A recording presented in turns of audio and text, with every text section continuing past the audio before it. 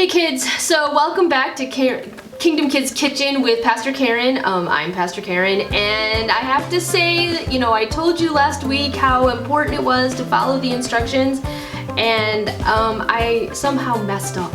I'm not sure what I did, but the cookies I tried to make did not turn out at all. So I'm starting over. So, all right, here's one more thing of flour. Okay.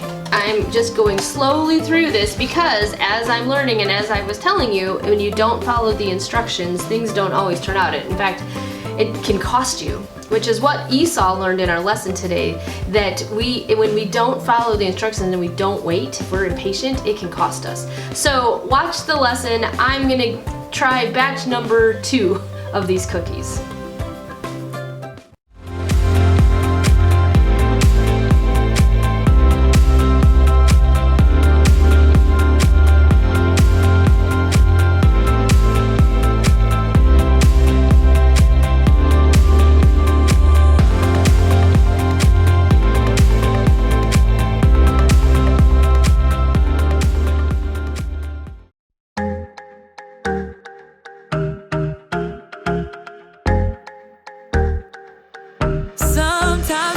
To wait for all the things that I want.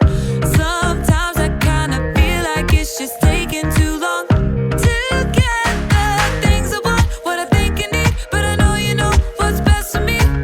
I'm gonna live what I believe. I'm gonna wait cause I know you're still working. I'm gonna have patience cause it'll be worth it. I'm gonna have faith, I know you have a purpose. I'm gonna wait, cause I know you're still working on me. Still working on me. I know that sometimes I just need to slow down and trust that you are working all of this out. You know the things I want, what I think I need, but I know you know what's best for me. I'm gonna live what I believe. I'm gonna wait, cause I know you're still working. I'm gonna have patience, cause it'll be worth it. I'm gonna have faith, I know you have a purpose. I'm gonna wait, cause I know you're still working on me. Still working on me. I'm gonna hold up, slow down. I'm gonna trust that you're working it out. I'm gonna hold up, slow down. I'm gonna trust that you're working it out. I'm gonna hold up, slow down. I'm gonna trust that you're working it out. I'm gonna hold up, slow down. I'm gonna trust that you're working it out. I'm gonna wait, cause I know you're still working. I'm gonna have patience, cause it'll be worth it. I'm gonna have faith, I know you have a purpose. I'm gonna wait, cause I know you're still working on me. Still working on me. Still working on me.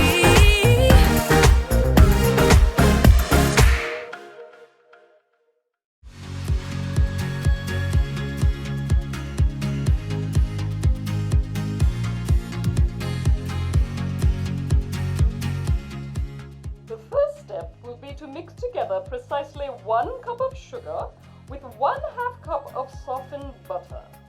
Got it. 1 cup of sugar, 1/2 cup of butter. Oh, hi there. I'm in a baking class over the internet. What was that, Graham? Oh, nothing. I'm doing a thing. Can you mute yourself, please? Yeah, sorry. My instructor is teaching us how to bake a cake from scratch. It won't take long, so you just have a little patience and I'll be right. You should be done mixing the sugar and butter together, so let's move on. Ah! Patience is waiting until later for what you want now. After you've stirred in the eggs, add 2 teaspoons of vanilla. gotta catch up. How much vanilla did she say? Hold on a sec. Excuse me, what? Pardon. How much vanilla did you say? 2 teaspoons, Graham, and then you add cups of flour and milk. What was that? I'm sorry. I missed that last part. I think you're frozen. Hello? You're frozen. Maybe I'm frozen. Maybe we're both frozen. I really don't like it when technology fails me. I'm trying to bake a cake here and you're just...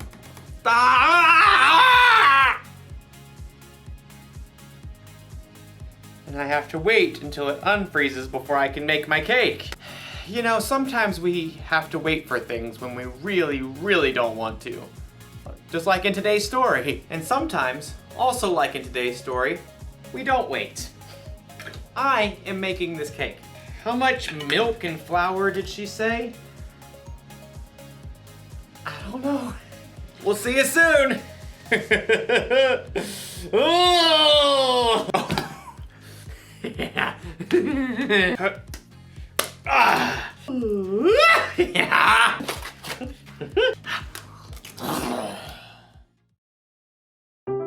The Bible. It's 66 books of history, stories, letters, and poetry that fit together to form God's one big story.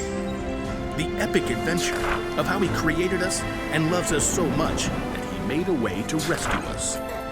As we travel through the Bible, from Genesis to Revelation, we discover people who met God and found their lives changed forever. Now, for an amazing story inspired by the book of Genesis, chapter 25, verses 24 through 34. When Abraham's son Isaac grew up, he married a girl named Rebekah. But it didn't seem as though they'd be able to have children. Please, God, give us children. But God answered Isaac's prayers, and Rebekah became pregnant with twins. Isaac, I'm pretty sure they're having a wrestling match in here. Oh, definitely boys. Rebekah asked God about the struggle she could feel. He told her, 2 nations are in your body. One nation will be stronger than the other. The older son will serve the younger one. When it was time for the babies to be born, they came out fighting. Esau was born first. He came out with a strong set of lungs and a head full of red hair. His brother Jacob was born moments later, still holding on to Esau's heel. How on earth did he manage that? The brothers shared the same birthday, but as they grew, that was about the only thing they had in common. Esau loved to roam far out into the wilderness. I would walk 500 miles and I would walk 500 more. Jacob preferred the comforts of home. The sun is so hot. I'll just take a little nap in the tent. Esau loved to hunt wild animals. That is one excellent wildebeest. Jacob preferred a different type of hunting. Not you, not you. Ha! The perfect ripe honeydew melon.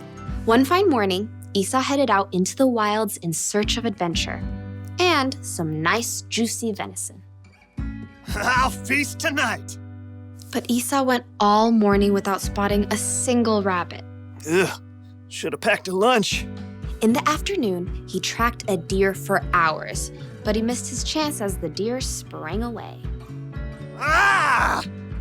At last, Esau headed for home, defeated. He was tired and irritated and so hungry he could eat an entire woolly mammoth. Must eat food. As Esau neared camp, a delicious smell wafted out to greet him. Food! Jacob had been home all day, resting and plucking his favorite herbs from his garden. A little coriander, some dill. As evening approached, Jacob used his savory herbs to whip up a tasty red lentil stew and a batch of fresh, buttery bread. This will crisp up nicely on the hot stones.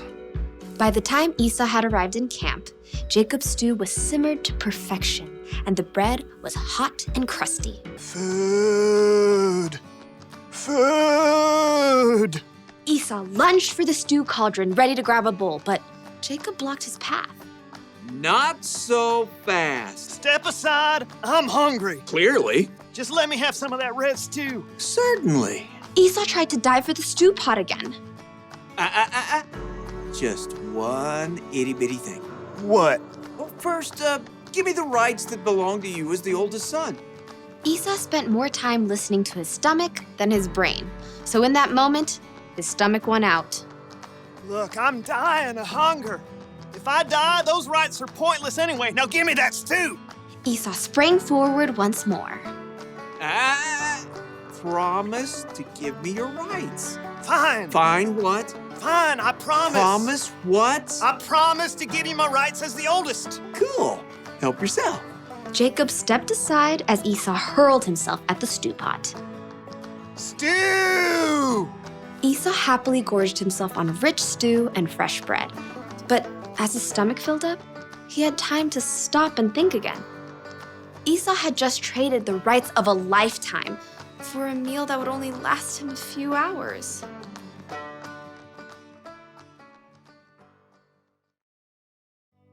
Let me give you a little advice. Don't bake angry. Instead of making a cake, you end up making a mess. That's what happens when you lose patience. You make choices you normally wouldn't make and it ends up costing you. Losing patience ended up costing Esau his birthright. His brother Jacob ended up being in the family line of Jesus, so who knows what all Esau missed out on by being impatient. When we don't learn to have patience, we get frustrated easier. With ourselves, with others, with technology. There's really nothing good that can come from being impatient. So think about that when you're waiting for your turn on a video game, or when you're waiting to say something while someone else is talking, or when you're waiting for the internet to hurry up and start working again. Having patience is better than losing it. Slow down. Or you could hurt yourself or someone else. Or you could end up covered in cake batter. Here's the one thing to remember today. If you don't wait, it could cost you. If you need help waiting, ask someone you trust to come alongside you and see. Are you there? Oh. You're not frozen anymore. I lost you there for a minute.